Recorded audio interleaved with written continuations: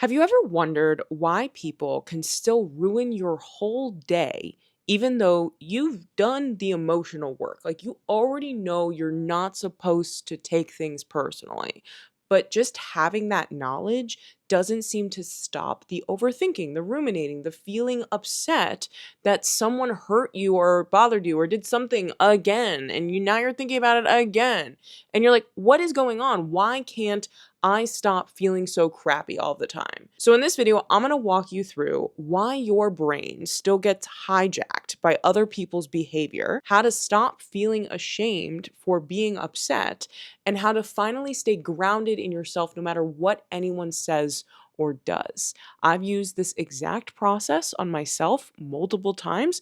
I was using it a few hours ago because I couldn't stop crying, and I keep coming back to it because it works. It's based on a powerful therapy model called ACT, which stands for Acceptance and Commitment Therapy. And I'm not a therapist, but I've read a few books about it. And once I learned these methods, it's one of the only things that's helped me feel like I can survive unpleasant emotions without going numb or ruminating or spiraling. To start, let me show you what's actually going on when someone does something that absolutely wrecks your mood. So picture this, Sophia, she journals, she's been in therapy, she's reading the book, she has my journal prompt deck that you can buy for $7 in the description, and she signed up for my newsletter, Notes on Growth, that hits her inbox every Tuesday for even more insight into how she can understand herself and her relationships better. And she got 10 free journal prompts for signing up. Find it in the description. But anyway, the point is, Sophia's doing the work, okay? But one day, she opens Instagram and she sees stories from 3 of her friends, close friends, who were all out together and they didn't invite her. She is gutted. Her stomach is in knots. Her mind is racing with all these questions like, did I do something? Did they stop liking me? Why didn't anyone tell me what is going on? She's starting to spiral and getting incredibly upset. And then while she's spiraling, she gets angry at herself that she's spiraling. And so the thoughts shift to, why am I like this? I thought I was over this. I thought I was getting better. I thought I was becoming unbothered and learning not to let anyone get to me. She's in this really dangerous pattern that a lot of people get stuck in. They blame themselves. They feel embarrassed about having emotions and thoughts and feeling vulnerable. They're ashamed that they care so much when clearly her friends don't care about her. At least that's what she's thinking. And so Sophia is starting to feel a lot of different feelings. It could be like envy that her friends could be so cold when she seems to get hurt so easily. And she's judging herself so hard. If you ever find yourself in a situation like this, you have to remember that your brain is literally doing its job when it starts to fire off these thoughts.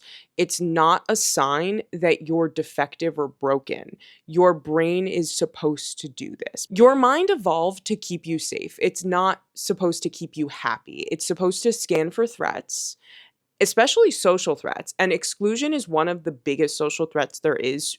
Like from a survival standpoint, if you think about it, we are used to evolutionarily live in small groups of like 400 people. And if you were excluded, that meant that you were in trouble. So this response makes a lot of sense. And there are things you can do to help work your way through this. The real problem is you are fighting your feelings. Sophia starts saying things like, I shouldn't be upset, and it's not a big deal, and this is stupid, and I shouldn't care. But the more she resists what she is feeling, the bigger the feeling gets. And this is what avoidance and committal therapy calls experiential avoidance.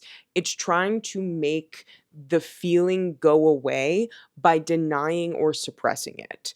And that doesn't work, sweetie. I tried. It's actually a pretty bad idea. So there's nothing wrong with Sophia. And if you feel like you identify with Sophia, this is not a weakness that you or Sophia feels hurt. Like you cannot control your initial reaction or emotions. They're almost automatic. There's actually a story about Charles Darwin and he wanted to test how much control he had over his emotions. So he stood in front of a glass display of a large snake and was trying to prevent himself from jumping backwards when the snake lunged at him, and he couldn't do it.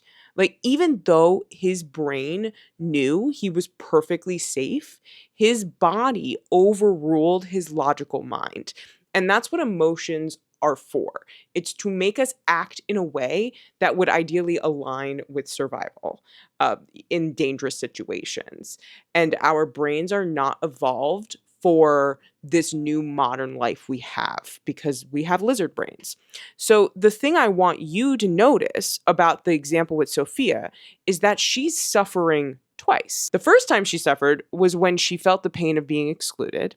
And then again, because she's judging herself for that pain she's feeling. Stephen C. Hayes is one of the developers of ACT, and he calls this phenomenon the demonic feedback loop, where you have a feeling and then you try to fight the feeling, which just exacerbates the feeling. He talks about this a lot when it comes to his panic disorder that he struggled with, and he would say to himself, like, relax, relax, and then the longer he tried to tell himself to relax, the more stressed he got. So he realized he was making himself worse by trying to fight the feeling instead of allowing the feeling to exist. So instead of beating herself up, Sophia could say, okay, this sucks, but the only way I'm going to deal with this feeling is by feeling it.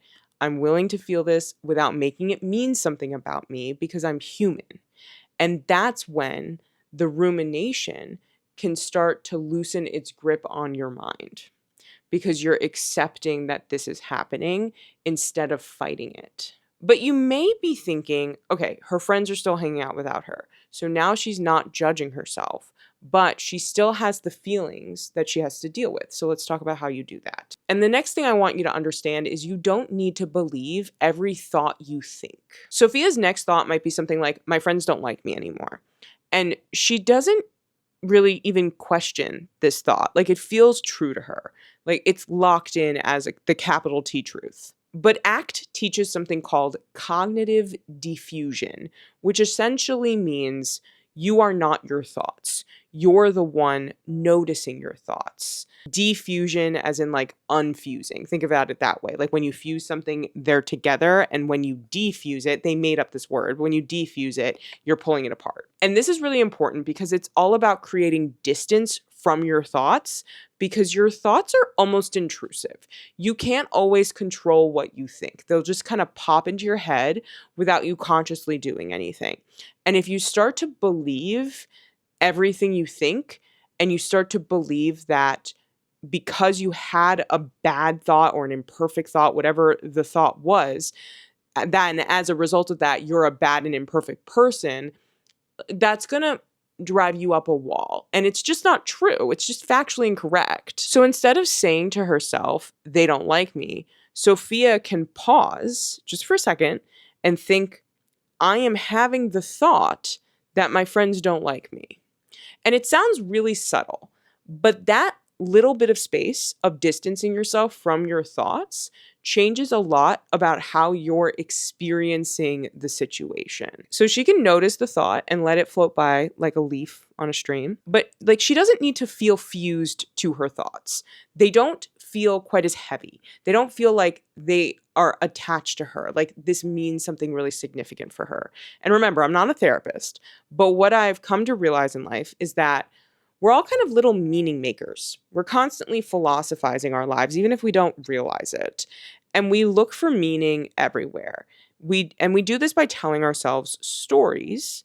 And these stories are about ourselves. They're about just the world in general. They can be about other people. And if we can notice these stories that we tell ourselves, we can change a lot about our lives and our circumstances and how we experience life. And when you think about meaning and going deeper, you may also want to ask yourself why you care so much. And I gave you one answer, that it's human to fear exclusion. So that makes sense. But you can also look at it as if your reactions point towards your values. So what does that mean? Sophia, in this case, she values belonging. She values connection. She values being thought of and included. And she probably extends that in her own life, and she wants other people to feel that way. And she initially interpreted feeling hurt as if she's like regressing in her growth journey. But if you identify with Sophia, I'd suggest that her reaction just means something she cares about got stomped on. Like something she feels is very valuable and important to her was crushed in that moment. And the pain means that this thing mattered to her, obviously. And honestly, caring about stuff is rad. Like, I don't want you to think you can't care about things or people. Like, having values is cool. It's good. And I'm kind of sick of having to be aloof and pretending not to care because we're trying to protect ourselves. Life is too short. We should all have values and care about things.